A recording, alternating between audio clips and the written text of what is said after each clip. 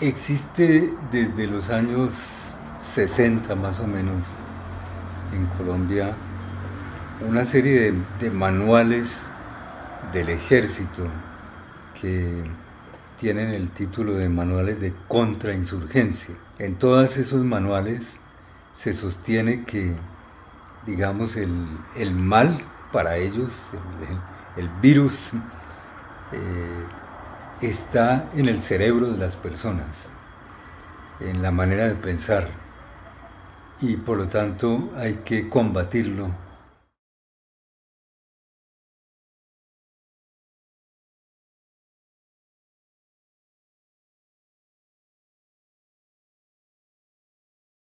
Con todo lo que hemos advertido en lo que pasa en estas protestas, yo me atrevo a lanzar la hipótesis de que lo que ustedes pueden ver de violaciones de derechos humanos, de protestas sociales, es la punta del iceberg. Solo un pedacito de lo que es la historia de violaciones sistemáticas a los derechos humanos del pueblo colombiano.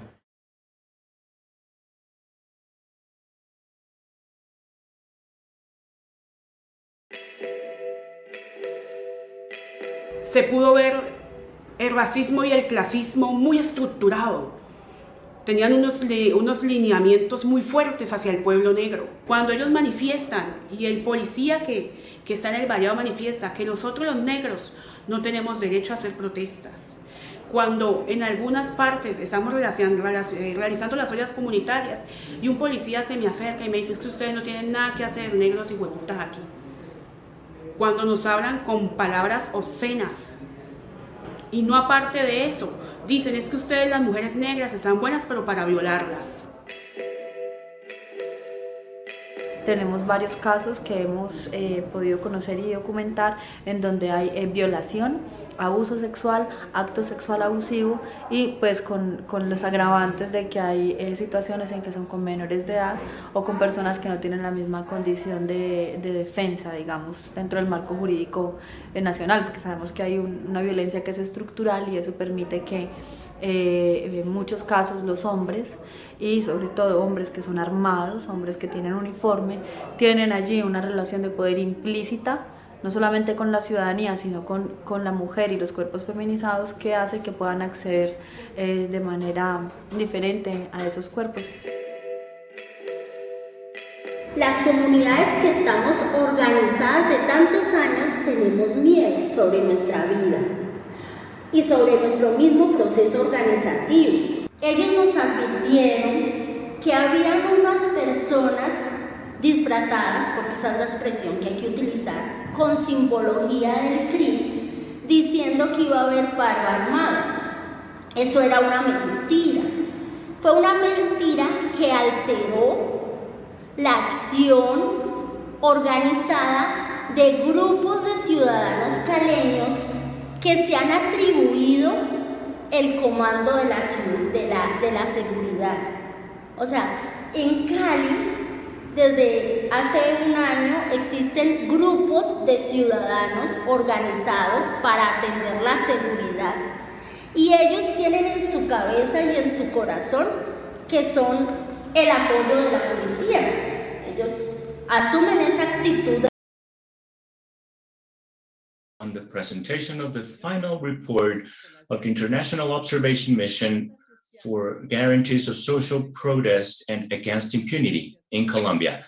Thank you very much for joining us. The report gathers the result of a research and field work of a mission that took place between July 3rd and 12th, 2021, with 41 commissioners, men and women from 14 countries, from human rights groups and organizations, lawyers, academia, journalists, linked to the topic of human rights and peace. The mission was called by civil society organizations in Colombia, given the serious context of risk and aggression that we have in the country since the beginning of the national strike on April the 28th. My name is Laura Casas, and I'm a commissioner from the Mexico mission. And I have the honor of moderating this event. For those of you who came in earlier, we started with a video prepared by Jonathan Bishop, who gives us some context and shows us the voices of some of the people who very bravely offered their testimony to the mission. For the people who were not able to see this, we are going to play it back again after our Q&A. Today's event is bilingual, both in English and Spanish. Spanish you can find in this Zoom link, and simultaneous interpreting into English you can find on YouTube streaming. We have included the links on the chats in each of our platforms. So if you need to change language, this is the time. The Spanish original is here on this Zoom link, and the English is on the YouTube link. Both links are in the chats of the many platforms. So if you prefer to switch languages, this is the time to do it.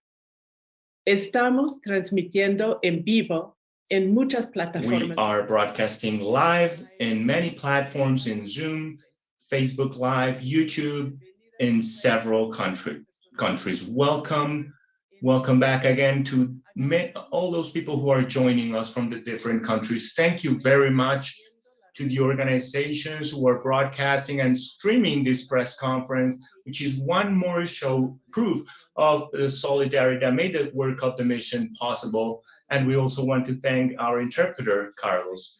We are very interested in receiving each of your comments and questions. The auditorium, the journalists that are here with us today, in any other virtual platforms, please do include your comments and your questions on the chat. There we will be gathering them all to take them to the Q&A after the presentations. It's important for you to participate in this event.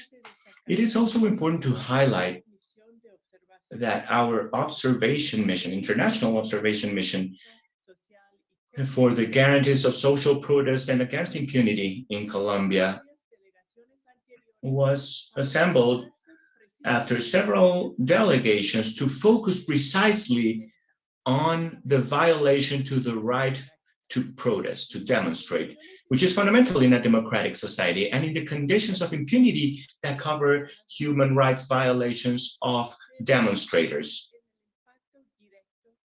We have focused on the direct impact of the serious human rights crisis in civil population in Colombia. And with this purpose, the mission strove to listen to first-hand testimonies in 11 regions of the country, even some that have not been visited by certain groups before. These regions include the Caribbean, Santander, Cauca, and the Valle del Cauca, Antioquia, Caldas, Risaralda, Quindío, Nariño, Bogotá, and Cundinamarca.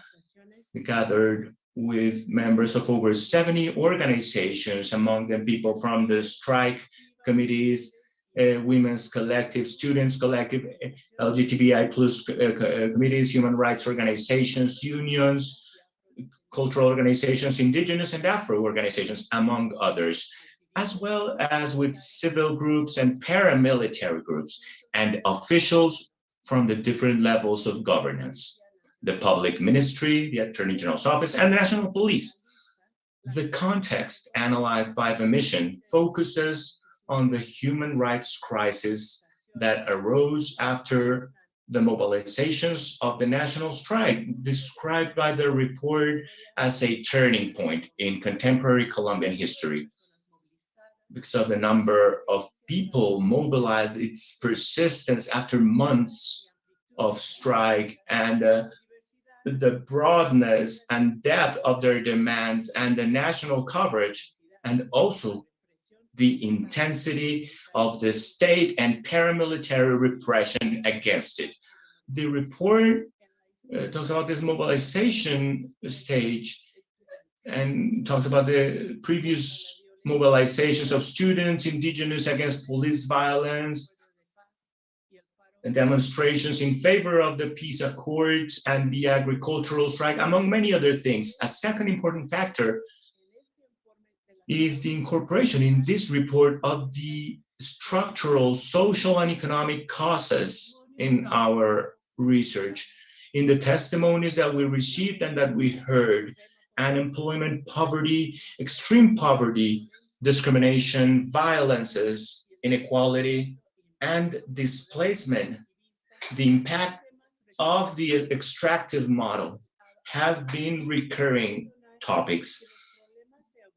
And we must also mention that problems have gotten worse within the context of COVID-19 and the inability of the government to ensure or to guarantee the coverage of the basic needs.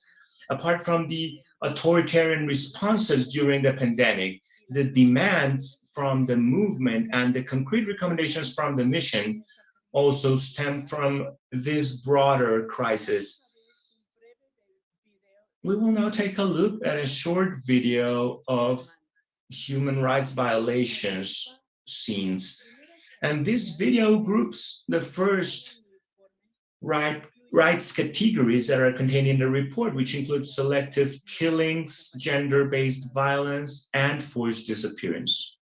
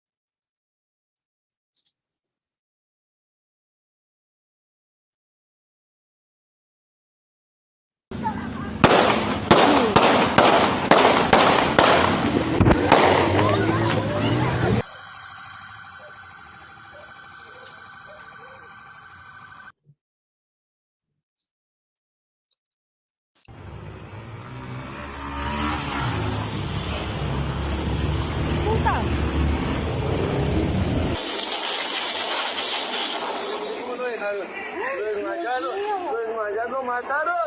¡Lo mataron! ¡Lo mataron!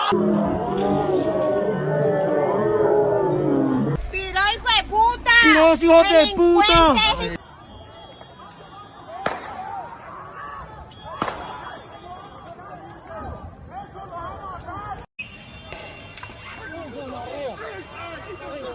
¡Ay, hijo de puta!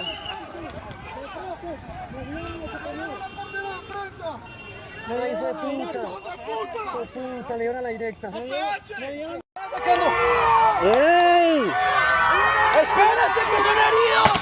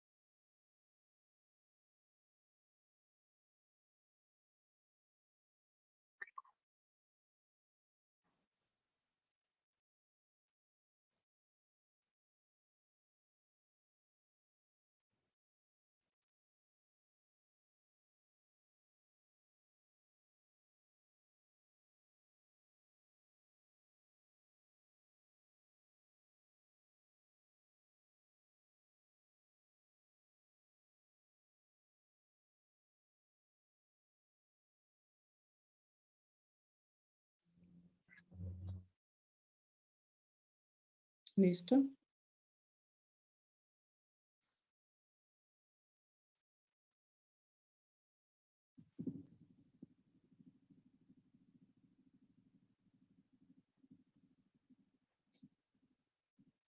Sí, Laura, listo. Retoma, por favor. Son fuertes imágenes de una These are realidad. some very, very tough pictures to see of a reality that is happening up to date. We will now move on to the issue of human rights violations by the member of the mission, Felix Antonio Ovejero Torres, from the Sindicato Comisiones Obreras, workers' unions in Spain. He is a responsible person for the Americas of the International Secretariat of Cooperation. He also coordinates the 2030 Agenda. He was director of the Peace and Solidarity Foundation,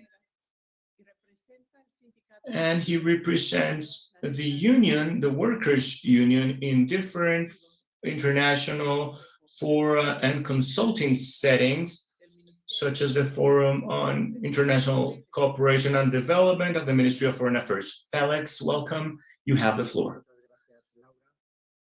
Thank you, Laura. I will now talk about the main findings with respect to human rights violations that we were able to see during our missions. The individual or collective testimonies referred by the mission in the different regions, as well as the meetings with the different territorial entities and control organisms, allowed us to establish the treatment given by the national police and the military forces to the social protest, and it was similar to the military strategy used by the state to combat armed actors. That is, combat techniques were used with the purpose of submitting or subduing and annihilating the civil population under the figure of the internal enemy.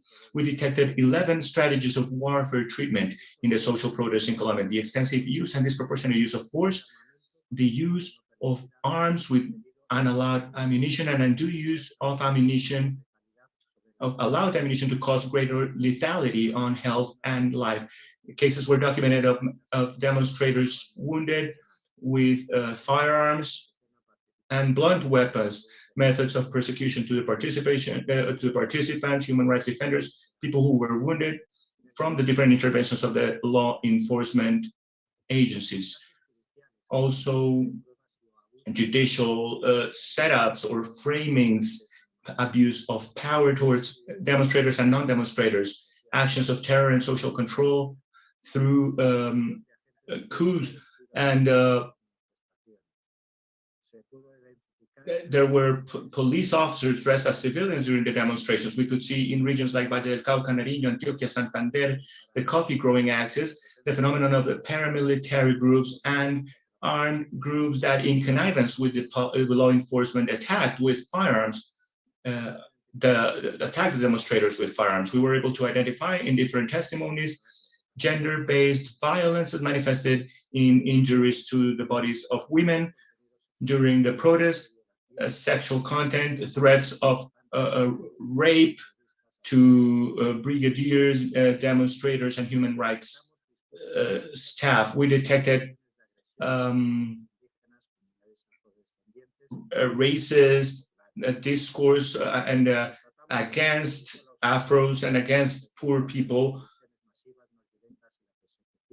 We have detected persecution against both demonstrators and non-demonstrators. The mission identified that there were institutional conducts that go against the rights of demonstrators, which include attacks with stigmatizing discourses, orders from high command of the national police that disregarded the civil authority of mayor's office and governor's office and the legal framework on the demonstration. Orders from the presidents of the republic that would go against the national international framework on the legitimate right to social demonstration and the competence of departmental authorities. About the hypothesis of alleged actors, the mission identified 3 groups that criminal responsibility can be attributed to, both individually and collectively. In the case of state entities, that is law enforcement, national police, SMAT, military forces, Ministry of Defense, and presidents of the republic. Paramilitary groups that were sometimes in connivance with the law enforcement, and also civilians, armed civilians that perpetrated violent actions in connivance with the public forces. Among the methods of victimizations that we identified were selective killings, forced disappearance, arbitrary detentions, gender-based violence, torture, cruel and inhumane treatment, stigmatization, and persecution, and finally, obstruction to the work of human rights defenders and journalists who work on the area. About selective killings, the mission identified the selective killing of victims who were regularly young people who were participating in the demonstrations, and killings of people who were not participating and who were killed by the national police or unidentified civilian groups. On May 28th, for instance, Sebastián Jacaramijoy was killed, a young indigenous man, defender of the rights of his community and cultural manager. He was attacked with a rifle on his chest when he was in a demonstration in Cali. About forced disappearances and out-of-court executions, according to victims, family, and human rights organizations, forced disappearance was a systematic practice against those who demonstrated. According to the testimonies and cases reported, the victims were detained and disappeared amidst the protest and then appeared dead, sometimes with signs of torture. For instance, in June 5th, Juan Felipe, 17, disappeared at the hands of the SMAT. Duban was accompanying his girlfriend to her home and then remained at a square, but did not return home.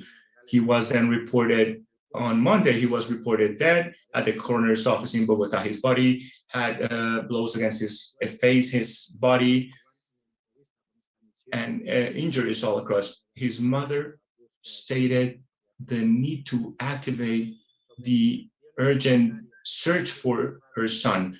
About arbitrary detentions and forced disappearance, according to the testimony supplied, hundreds of people were victims to forced disappearance, particularly when they were detained and transferred by the police to police stations or transfer centers allegedly for protection. In March, a young man in Medellin was detained, transferred, and left with no communications for hours. He was then left free, and during this time of forced disappearance, he suffered tortures. About gender-based violence, we had recurring reports, sexual torture that was committed by the law enforcement against women and other collectives. Was under a misogynistic and patriarchal pattern. In Pereira, for instance, we received information from a 28-year-old woman who on May the 1st, when she was returning home, was detained and forcibly disappeared, beaten and raped by 4 agents of the SMAT forces. She was then left on the street. About arbitrary and illegal detentions, we must point out that this mode of victimization is the highest in number of victims, over 3,600 people, according to Defender la Libertad campaign. About the imprisonment, or we must point out that it has been arbitrary, violent, and usually accompanied by cruel treatment, torture, and inhumane treatment. For instance, Johan Sebastián Monero, a human rights counselor of the Pueblos legal team, who was identified with a vest, was detained, beaten, and handcuffed and taken to the police station. He was denied the right to demonstrate, and this has been recorded in video. About torture, cruel, degrading, and inhuman treatment, the mission expresses its concern, grave concern about this facts, where law enforcement has been reported as mainly responsible. According to the cases reported, there have been victims who were detained illegally and were detained amidst the demonstrations. And for instance, on May the 14th, a 27-year-old man was victim of a blow in his eyes at the Bello Horizonte neighborhood in Popayán by the SMAT members. Members of the SMAT fired ammunition indiscriminately and hitting the young man in his eye. He was not participating in the protest. When he was seen at at the hospital, he was confirmed to have lost one of his eyes. The mission also had knowledge of different cases of judicialization according to the victims who were framed. In Cali, for instance, we gathered the testimony of a young student who was profiled and was then accused of terrorism and damages to property. He was said to be a bearded leader, instigator of mobilizations, stigmatization, and persecution. We have received lots of information that indicate that the selective violence targeted at those who lead the manifestations has increased, and at those who are who solidarize with them. We have received information on different practices such as profiling and persecution, stakeouts, or handing over of pamphlets, and inclusion in wanted posters. This has been constant persecution. For instance, in Barrancabermeja, there's the case of a woman that the police included in a wanted sign, and this entailed the loss of her job, stigmatization and threatening messages that said you should be careful because people with a chainsaw are looking for you.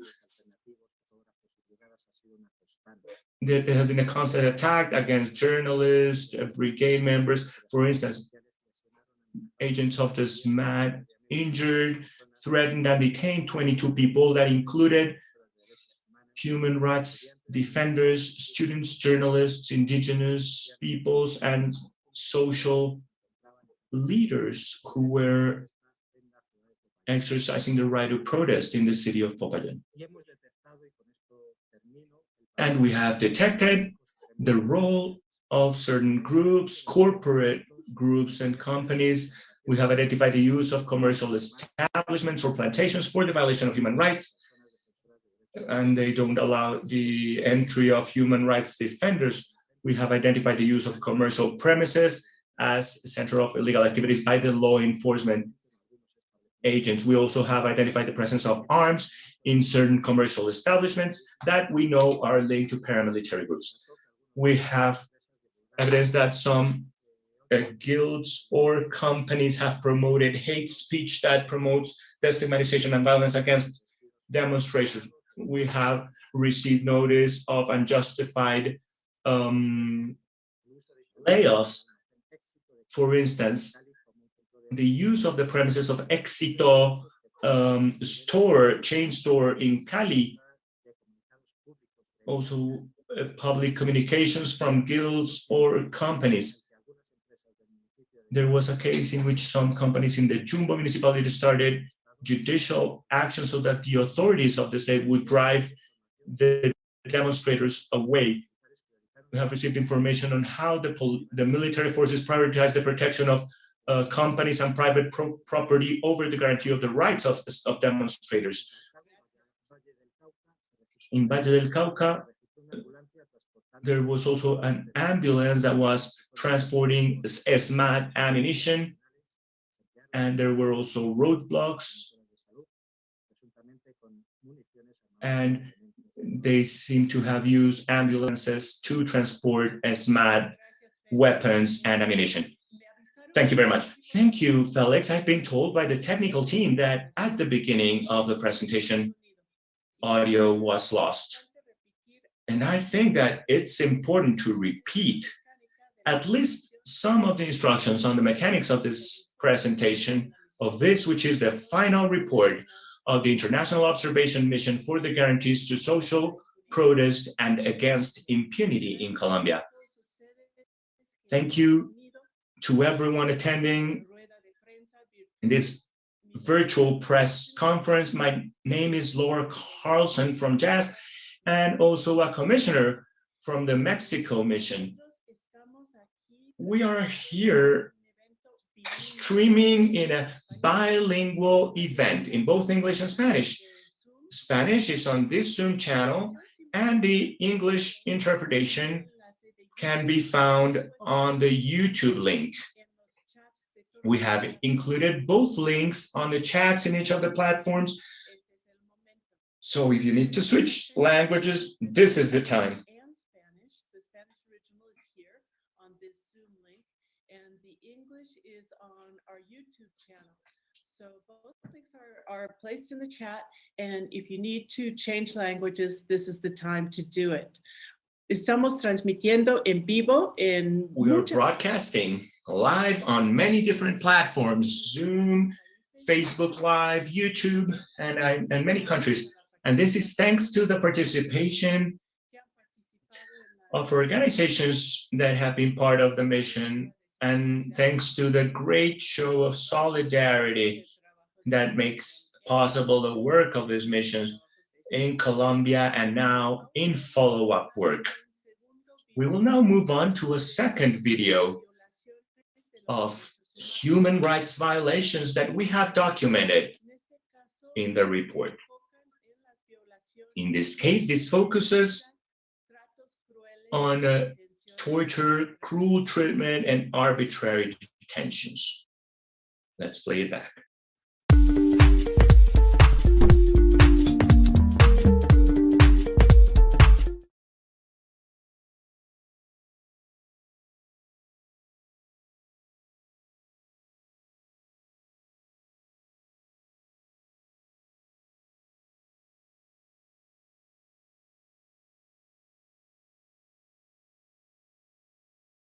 ¿Por qué te está? Porque yo no sé, yo estaba nada más llevando el agua a los muchachos, el señor me cogió y me dijo, no se resista, pero ¿por qué no me voy a resistir si yo no estoy haciendo nada? Escuché como una motorizada venía siguiéndome, al llegar a la esquina se me atravesó otra motorizada y no me dieron opción de hablar ni de pensar ni siquiera. De una vez se bajaron, empezaron a golpearme, me abrieron la cabeza, una herida de 5 centímetros. Ahí me tiraron al piso, siguieron golpeándome. Escuché que una de esos policías es mujer. Ella me tomó por el cabello, me arrastró, me golpeó. Luego de eso me pararon y me hicieron caminar hasta el CAI. Sacaron el taser y ella empezó a darme muchas descargas. Me trataban súper feo, me amenazaban de que no iba a volver a ver a mis papás, no iba a llegar a la casa.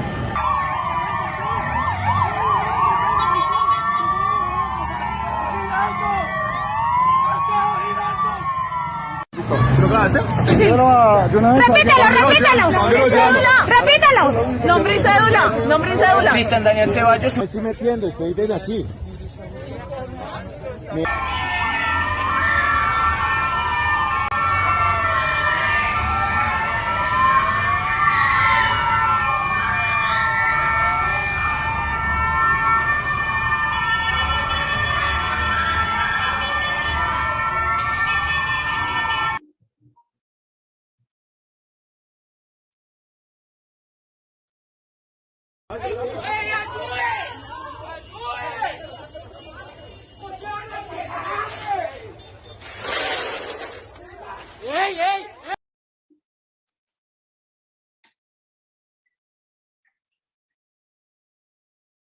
Listo, Laura, te toca.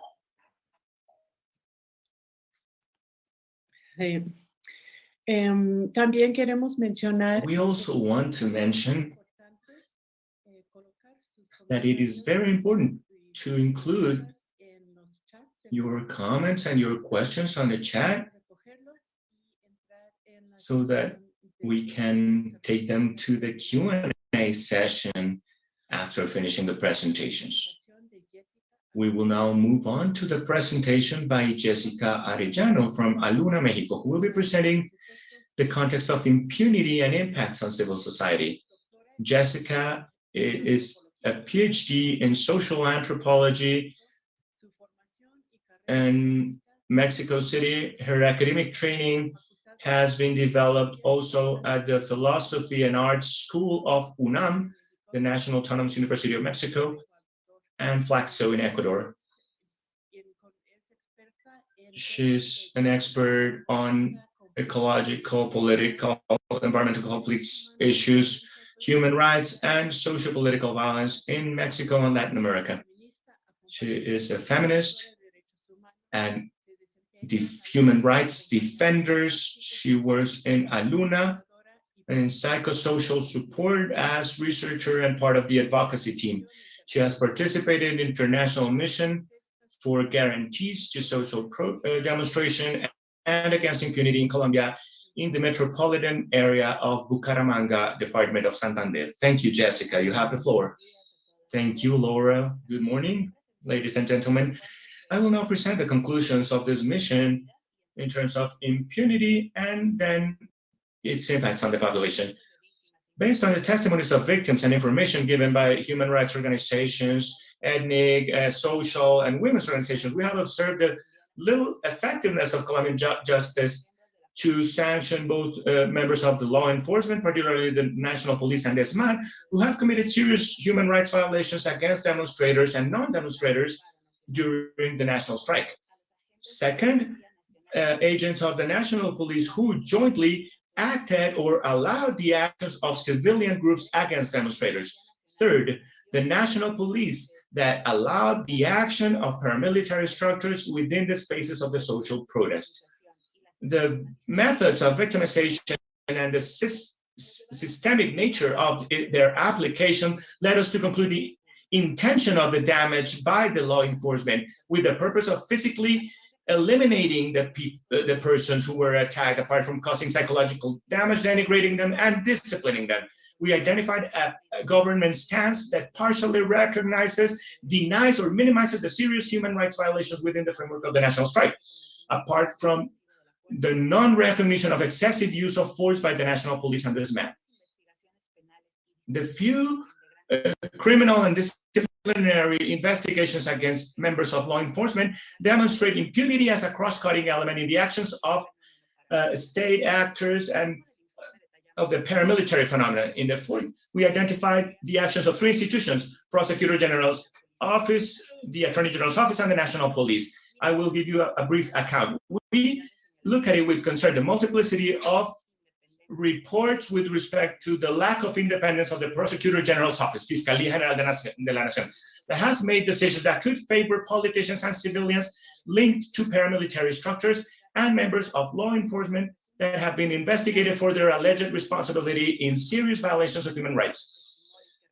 According to the testimonies that we gathered, this is due to the influence of the President of the Republic, Iván Duque, in the appointment of the current Prosecutor General, Francisco Barbosa, attaining the election of someone who was once his presidential advisor. This makes us fear for the separation of public powers and generates doubts in the citizenship that have lost confidence in trust in this institution of the state. The Prosecutor General's Office is accused of creating an environment of impunity and concealing data of homicides and forced disappearance and aggressions against demonstrators. We have gathered information of investigations against members of law enforcement that are assumed by the military criminal justice and not by the Prosecutor General's Office.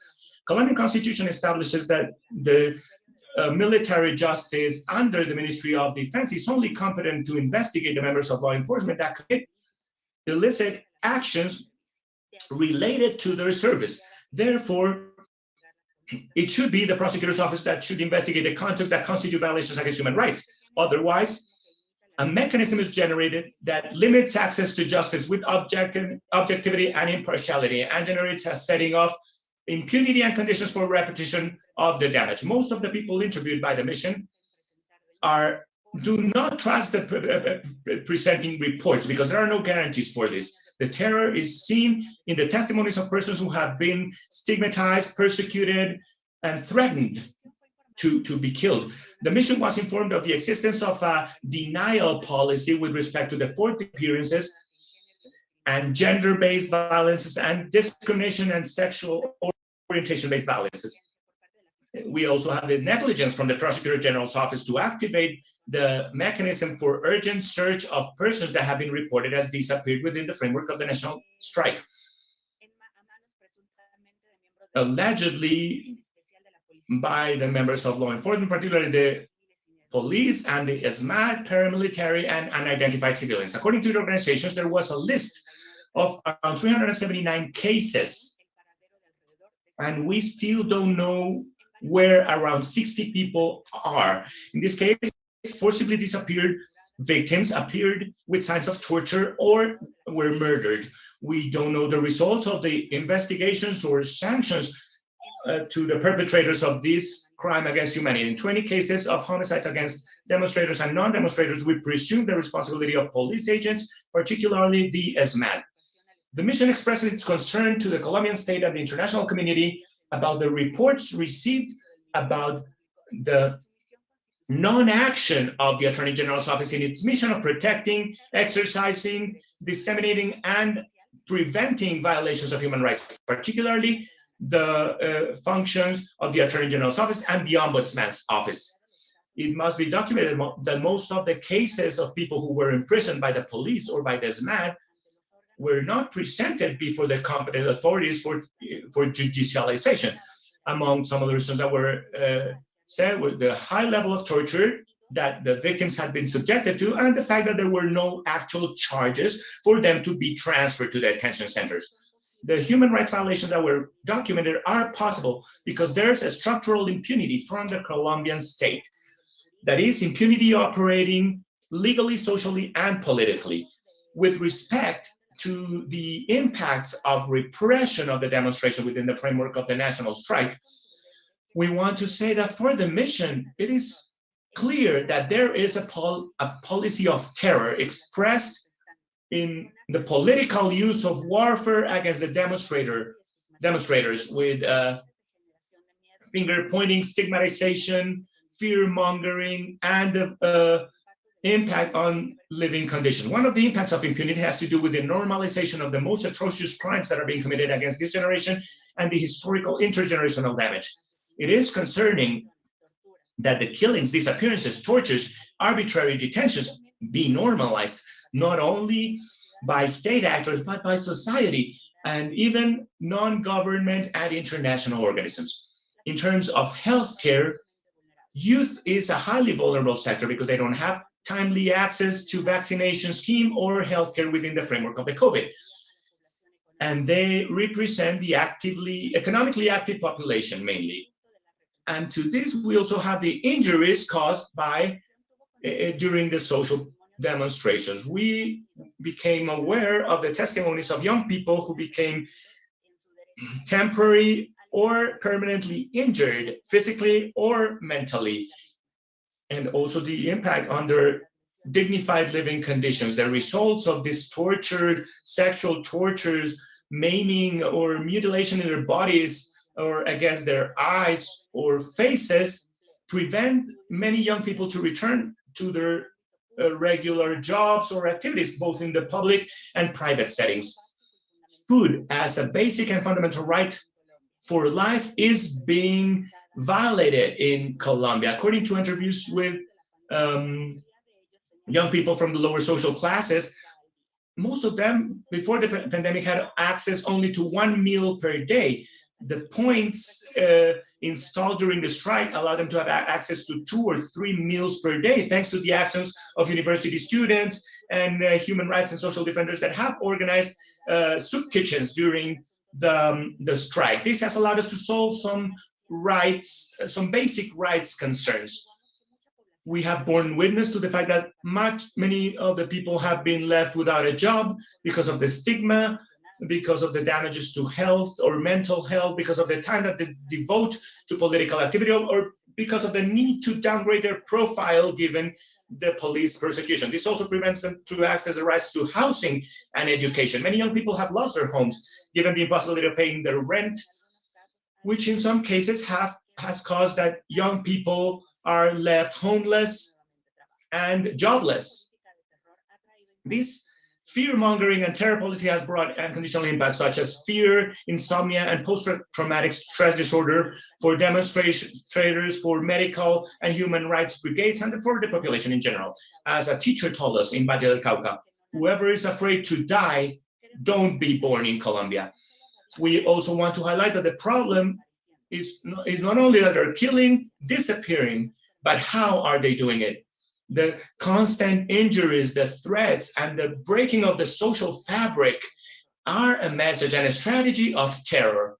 Why shoot to the eyes? What is the purpose of making people not be able to see? Why torture women sexually and leaving the prints on their physical and emotional bodies. What impact does the gender component have in the violence of the police against demonstrators and brigade members? What is the message that the state is trying to send with this? And the hypothesis from this mission is that the action of the forces of the state has the purpose of causing deep damage by way of exemplary punishment. Society has been greatly impacted in its family ties, social ties, and social fabric. Is articulated by the polarization, stigmatization, and social and political violence. These impacts are differentiated among sectors depending on their intersectionality. It's not the same to talk about the impact and effect on women and indigenous people, Afro people, or farmers, their struggles and their vindications.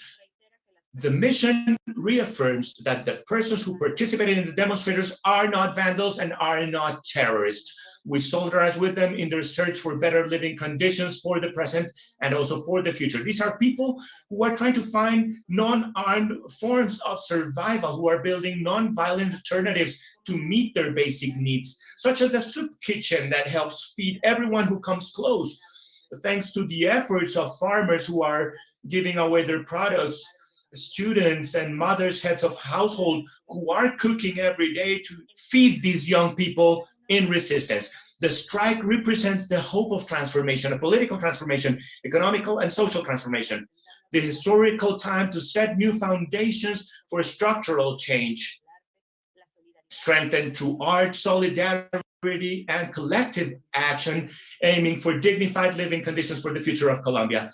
The mission deeply regrets and condemns this event and solidarizes with the persons who were attacked, with the families of the victims, with human rights organizations, and with the Colombian society that is suffering through the impacts of a policy of terror. We are in solidarity and in recognition of your struggle for a dignified life for all.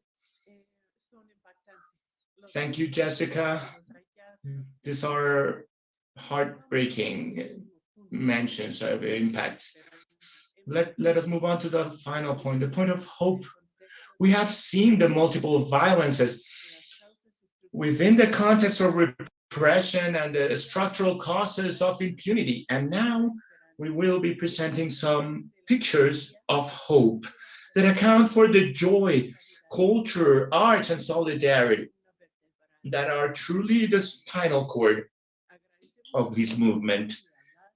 Thank you very much to all the photographers who are on the streets producing these images for us.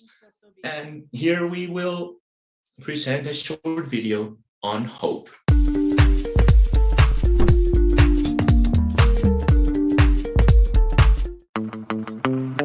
Ya, ya, ya. Estudiantes y obreros afrocolombianos indígenas se tomaron las calles, van bajando por la calle y el Estado tiembla, tiembla y reparten bala, bala. El Estado tiembla porque no saben cómo negociar. Hay que manifiestar, lo quieren silenciar. Siembran odio que esperan cosechar. Sus promesas con nosotros no van. Nos están desapareciendo y nuestro único delito es soñar con un mejor despertar, porque los derechos no se deben mendigar. Somos los de abajo y venimos por más. Estamos cansados de todo soportar. Ya no más, ya no más, ya no más. Sin piedad nos desangran, sin piedad nos torturan, sin piedad nos condenan. Qué pena, qué pena, qué pena. Miren al títere y su titiritero, miren al títere y su titiritero. Todo títere tiene un titiritero y donde manda capitán no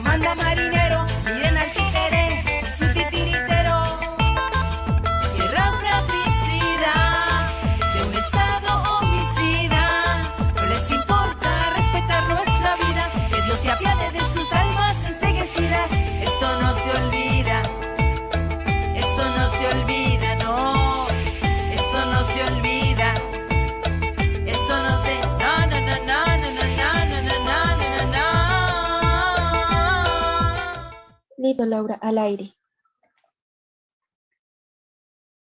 Ahí están las imágenes de la esperanza. There we see the pictures of hope. And now we will move on to the last presentation of the mission. In this case, a very important part, which is the recommendations. For the recommendations, we have Lisa Hogarth. Lisa Hogarth is co-director of the Latin American Working Group, headquartered in Washington, and coordinates and does advocacy in favor of human rights and peace in Latin America. Lisa has participated in missions of international verification in several countries on topics including the situation of human rights defenders, out-of-court executions, and migrant rights. She has also been a member of the mission and visited Valle del Cauca region. Thank you, Lisa, for joining us, and you have the floor. Thank you, Laura. The mission proposes recommendations on 5 general areas. First, to guarantee access to justice for victims of human rights violations within the framework of the demonstrations. Second, that acts of persecution must be stopped against people involved in the protests and the people who are providing support to demonstrators. Third, for the government to resume a space for dialogue with the sectors involved in the protests to address the structural causes of the strike and plan concrete responses. Fourth and fifth, to carry out a structural reform of the police and to guarantee the right to protest so that these tragic events will never happen again. I'm going to highlight some of the main recommendations. To achieve justice, it is essential to guarantee that it be ordinary justice, the jurisdiction to try and investigate the members of law enforcement that are responsible for human rights violations. These include the cases of gender-based violence, protecting the victims from re-victimization, and providing relevant services for the victims. It is crucial to investigate armed civilian groups who committed crimes and prevent them to continue operating. Armed third-party groups that attack civilian population. The prosecutor's office must promote investigations of the reports against companies related to serious violations during the demonstrations. It is essential for the national government to support the investigation of the serious events that took place within the framework of the strike, sending a clear message that this violence or impunity will not be tolerated, and we're still waiting for that message. To contribute to establish responsibility for these events, the government must guarantee access to the information related to the structure and line of command that made the decisions in the territories.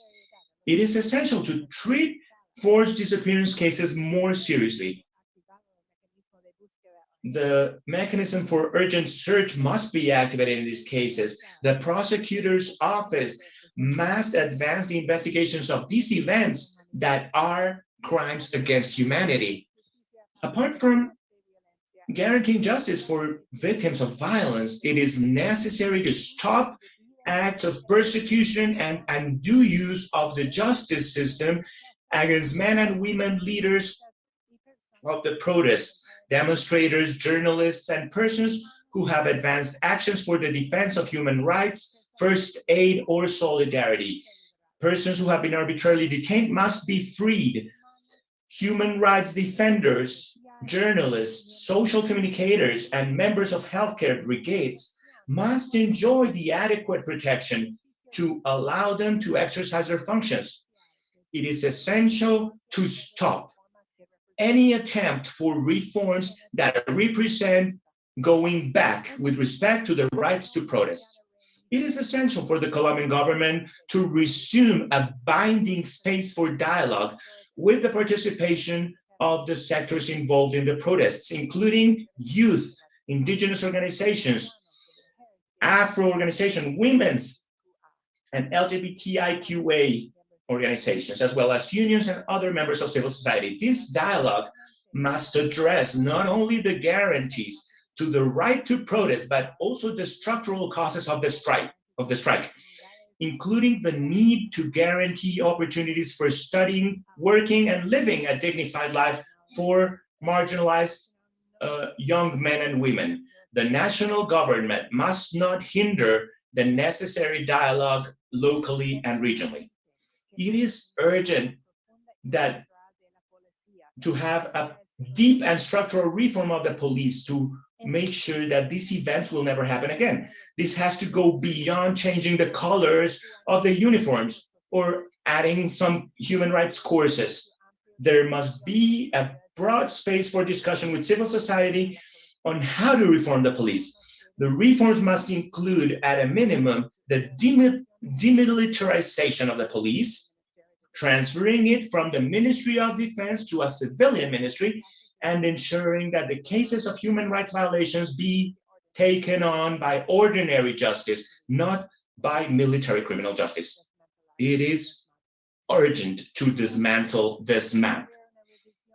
Reforms must include a revision of all the protocols for the use of force in demonstrations, creating a system of monitoring. We must immediately cease the use of live ammunition and other methods of kinetic impact to control protests. It's important to create an external control system, not only an internal one, on the police. Our recommendations to the international community include the following. For the international community to support civil society organizations so that they can continue to carry out their work of defense and protection of human rights. The international community, the Colombian government must guarantee the right to protest and meet the recommendations of the International Commission on Human Rights included in the June report. That the countries that provide cooperation to the police suspend a part of this cooperation, a portion of this cooperation, until there is progress in justice for the serious violation of human rights, and until there is progress in a structural reform of the police. That the countries that provide military cooperation revise their policies with the purpose of establishing guarantees so that the resources transferred are not used for repression. Demand the suspension of sale of military armament and anti-riot material to the SMAD forces. Finally, we recommend the increase of international cooperation destined to civil society organizations for programs addressed or targeted to marginalized youth, including in areas affected by the strike and by the repressive actions of the law enforcement forces. This must include access to education, health services, creation of job opportunities, in addition to training on human rights, peace building, sports, and art. Such a difficult situation that we have described here entails an opportunity for Colombia, an opportunity to transform the police from a police created for war times to a police adapted for times of peace and for the future. An opportunity to invest in marginalized areas of urban and rural areas, respecting the needs and wishes of the community, including Indigenous and Afro communities. An opportunity to protect men and women defenders of human rights who are risking their lives for peace building and for enforcing the rule of law. And above all, the experience of the strike provides an opportunity to listen and incorporate in our national and local lives these young men and women who are showing such a social commitment, creativity, solidarity, and desire to contribute and to create a more inclusive and just country. Thank you very much. Thank you, Lisa. It is a pretty broad working agenda and a pretty big challenge. That is why we're here in this event for the presentation of the final report in the International Press Conference to appeal to the international community, to solidarity organizations, to call upon them to also take on this agenda that is so important right now within the context of this human rights crisis in Colombia.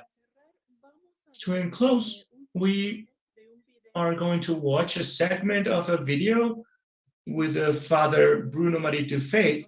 He is a French priest, philosopher, and theologist, specializing in social ethics, humanitarian political issues, and peace processes. He was co-founder of a Human Rights Institute of Catholic University of Lyon, France, and the UNESCO Lecture, Cultures, and Mediation from that university. He has provided services recently in the Vatican as Secretary for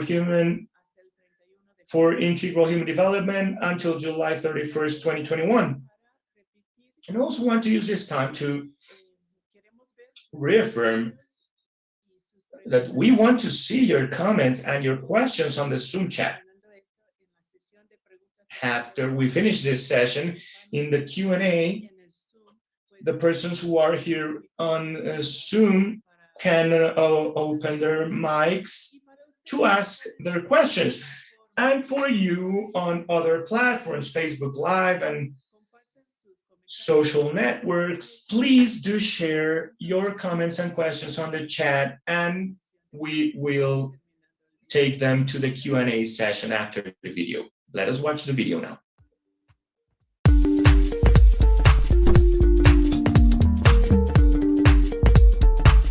Después de la misión de julio en Bogotá, he mucho pensado a la situación en Colombia.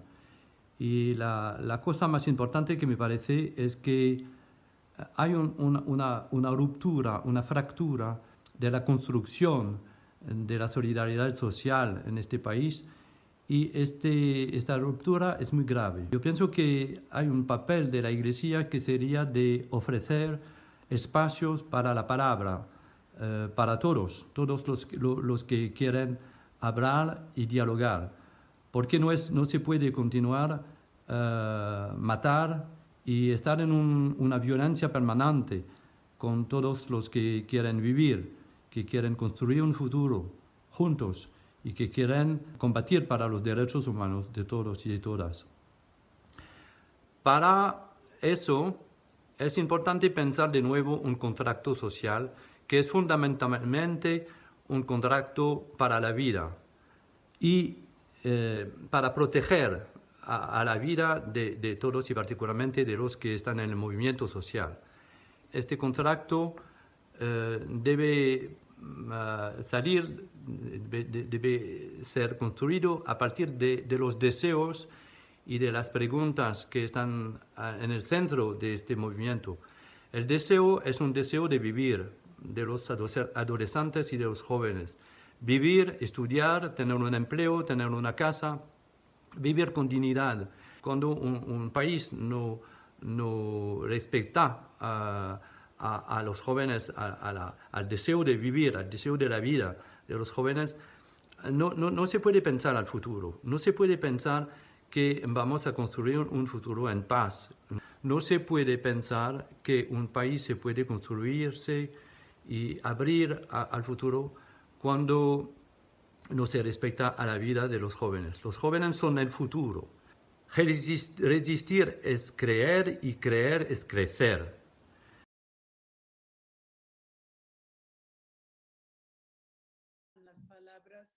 There we have the words of Father Bruno, and we have come to the Q&A session. We have some comments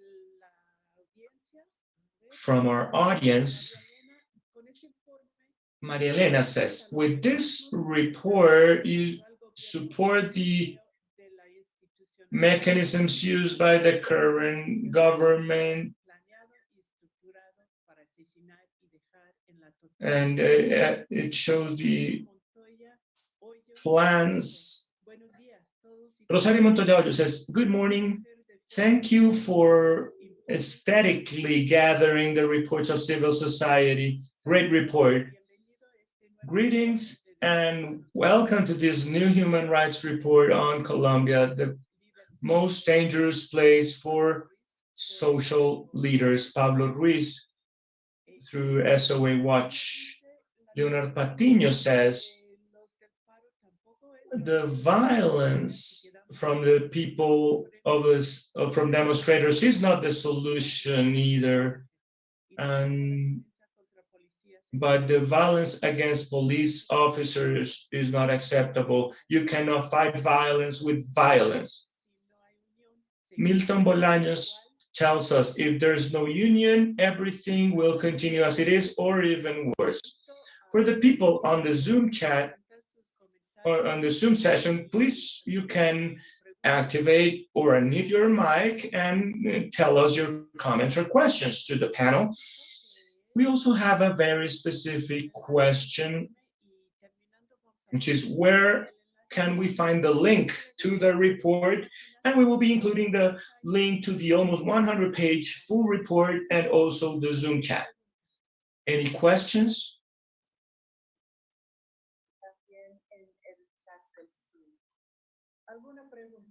I have a question.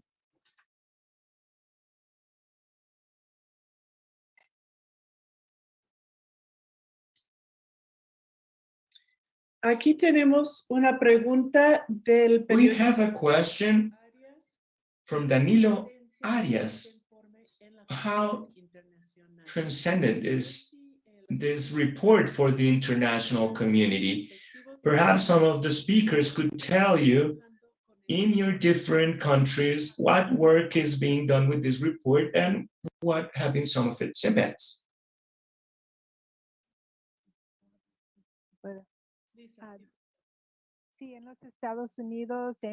Yes, in the United States, we have presented the preliminary report to the State Department, to the U.S. Embassy in Bogota, and to Congress, and we will uncover the final report. We've also had several meetings with human rights platforms, with U.S. officials, both at the embassy and other departments, the Department of State and the Congress. The Congress has shown its concern over the situation. They have issued 2 letters on the matter, and they have also included an amendment to prevent commercial sales to the SMAT in at least there has been certain reaction by the U.S. Congress and showing some signs of concern with respect to what has taken place and with the public forces. Thank you, Lisa. Someone else? In Europe, we intend to present this report. We were waiting for this official presentation international, but we will present this to European Parliament.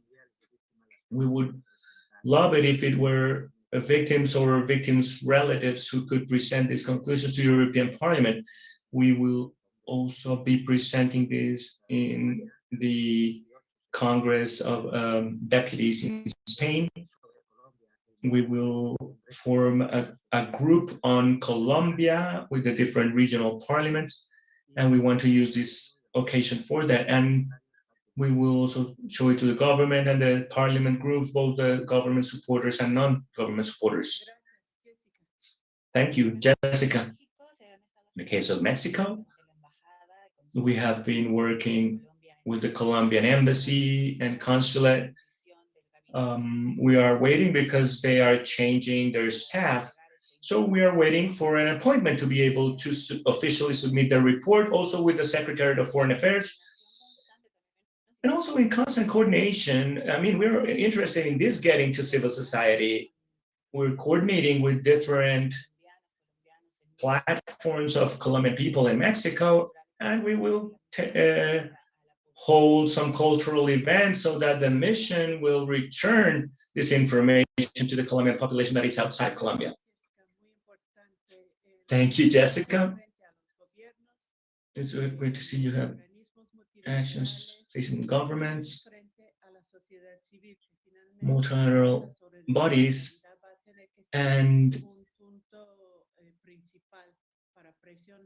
this solidarity will have to be a main point for pressure on the international community.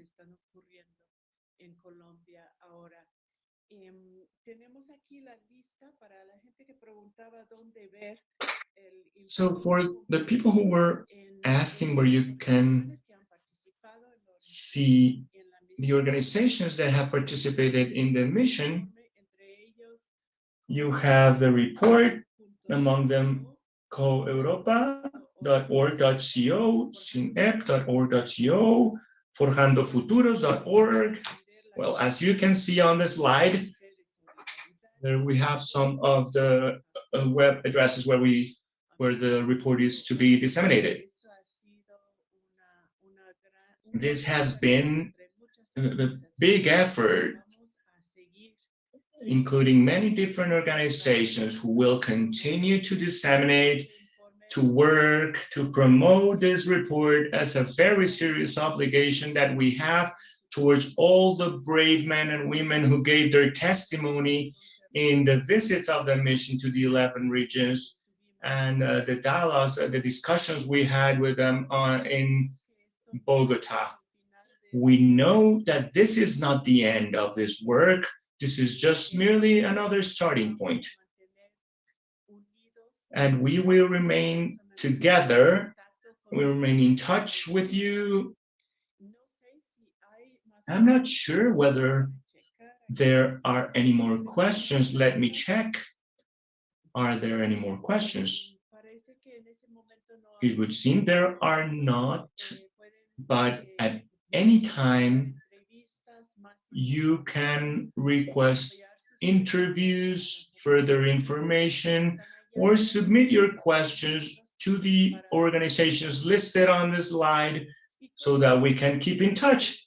So with this, we will close the day, the session. Once again, thank you very much to all the people who have attended from the different platforms, from the different countries. The mission is committed to follow up on the recommendations and requests and to honor, respect, and work with the testimonies that we have been given from the voices of so many people who are fighting this fight every day. We will continue to inform on human rights crisis in Colombia and demanding a response from our governments, from our multilateral bodies, and of course, from the Colombian government. For those of you who can, we will now once again play back the video that we played back at the beginning. This is a context video on our mission. It's from John Christian, a member of Nexus Human Rights Organization, and he has worked on social process in Colombia, particularly in the southwestern area of Colombia, to raise awareness through photography reports and short films and feature films, and to report on the open mining, memory, out-of-court execution, among other topics. In 2018, he participated as an international observer to the presidential elections in Colombia. We leave you with this video. Once again, thanking you very much for your attendance to this virtual press conference on the final report from the mission for guarantee of social demonstration and against impunity in Colombia. Existe Thank you very desde much. los años 60 más o menos en Colombia una serie de manuales del ejército que tienen el título de manuales de contrainsurgencia. En todos esos manuales se sostiene que, digamos, el mal para ellos, el virus, está en el cerebro de las personas, en la manera de pensar, y por lo tanto hay que combatirlo.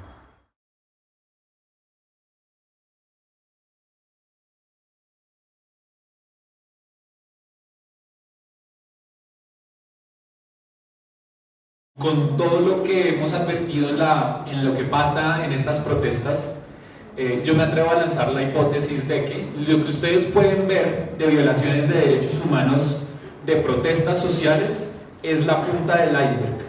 Solo un pedacito de lo que es la historia de violaciones sistemáticas a los derechos humanos del pueblo colombiano.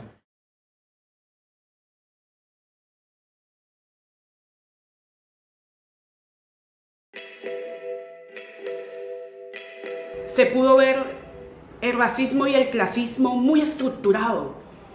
Tenían unos lineamientos muy fuertes hacia el pueblo negro. Cuando ellos manifiestan y el policía que está en el vallado manifiesta que nosotros los negros no tenemos derecho a hacer protestas. Cuando en algunas partes estamos realizando las ollas comunitarias y un policía se me acerca y me dice: es que ustedes no tienen nada que hacer, negros y hueputas aquí. Cuando nos hablan con palabras obscenas. Y no aparte de eso, dicen: es que ustedes las mujeres negras están buenas pero para violarlas.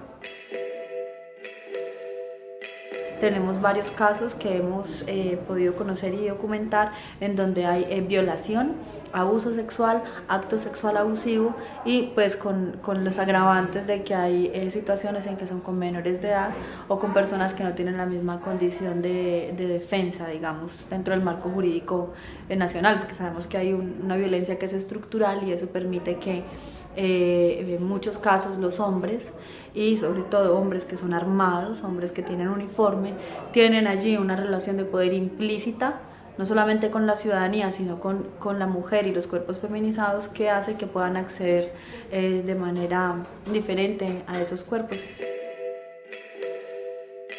Las comunidades que estamos organizadas de tantos años tenemos miedo sobre nuestra vida y sobre nuestro mismo proceso organizativo. Ellos nos advirtieron que habían unas personas disfrazadas, porque esa es la expresión que hay que utilizar, con simbología del crimen, diciendo que iba a haber paro armado. Eso era una mentira. Fue una mentira que alteró la acción organizada de grupos de ciudadanos caleños que se han atribuido el comando de la seguridad. O sea, en Cali, desde hace un año, existen grupos de ciudadanos organizados para atender la seguridad. Y ellos tienen en su cabeza y en su corazón que son el apoyo de la policía. Ellos asumen esa actitud de defensa. Y durante todos esos días, pues los medios de comunicación habían exacerbado el odio hacia los mingueros. Los medios masivos llevan a cabo unas estrategias de estigmatización, criminalización, discriminación, descalificación y hasta deshumanización de las personas manifestantes, lo cual las impacta en lo personal, familiar y en sus entornos laborales y comunitarios. Estrategia que está caracterizado por un discurso de odio por medio de la identificación de las personas manifestantes como vándalos, entre comillas, y o comillas terroristas, y o como responsables de las afectaciones económicas. Trabajamos por formar ciudadanía, que el ciudadano de cara a la realidad comprenda qué pasa en el país. El éxito, un almacén que tiene inversión extranjera, convertido en un centro de operaciones del SMAD y de la policía, donde yo vi y documenté audiovisualmente que civiles entraban y salían en motos y en camiones sin placas. La gente del entorno afirmó que ahí torturaron y mataron gente. No lo dijeron al aire, por terror. Yo tengo que decirle a usted, yo estoy detrás de esa investigación. Han amenazado con bombas al edificio. Hemos tenido seguimientos para mí, para mis colegas. O sea, nosotros estamos asediados. Por mí se han ofrecido plata para que me maten. Banda la hijueputa, te vamos a matar, hasta aquí llegó tu noche. En ese instante llegó un compañero de la minga, Sebastián. Él, como vio que ya el policía me iba a pegar el otro segundo tiro, me lo iba a pegar en el pecho. Él lo que hace es coger al policía y con su codo pegarle en el pecho. Cuando él le pega en el pecho al policía, el policía saca la mano por debajo de él y le pega los 2 disparos aquí. Fue cuando él lo mató y él me alcanzó a soltar porque, o sea, de una lo mataron. Me tengo que esconder es por la fuerza pública, porque prácticamente somos bandeja de cañón para ellos. No sabemos si nos están cazando es para judicializarnos por ser marchantes o para desaparecernos o para matarnos de una, no sabemos. Y al otro día, pues lo que me manifiestaban los compañeros es que llega una persona al espacio dando mis descripciones, que pues, yo soy la única paramédico flaquita y con unas descripciones muy como peculiares, diciendo que si me ve otra vez allá, pues me va a pegar un tiro en la cabeza. En otros puntos ya hay como una alerta, ¿no? Frente a esta persona que está como infiltrando los puntos incluso de salud, que en realidad fue a través de los puntos de salud. Era un médico del CTI. No sería raro, porque si el Estado quiere entrar a estar de primera mano con la gente de la primera línea, pues es a través del personal de la salud, ¿no? Somos nosotros quienes hacemos traslados, tenemos los datos, miramos las caras, atendemos los heridos.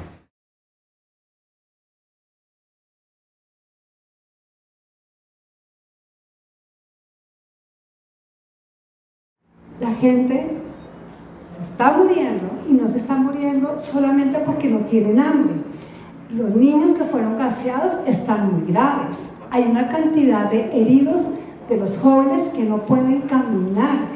Las balas que están dentro de sus cuerpos se están infectando. Entonces estas prácticas que rozan lo ilegal deberían ser incluidas, consideramos nosotras como equipo, para reflejar un poco el carácter intencional, ¿no?, de represión. Hay algunos municipios que no aceptaron, hicieron desobediencia civil, digamos los alcaldes que no aceptaron la militarización, que también fueron objetos de criminalización de parte del gobierno central. A pesar de que en algunas regiones no ha intervenido el ejército, yo creo que se puede calificar de la respuesta del gobierno una respuesta militarizada en todos los niveles, porque el SMAT depende del Ministerio de Defensa y es una organización militar. El Tratado de Libre Comercio con la Unión Europea tiene una cláusula suspensiva en el caso de que no se respeten los derechos humanos.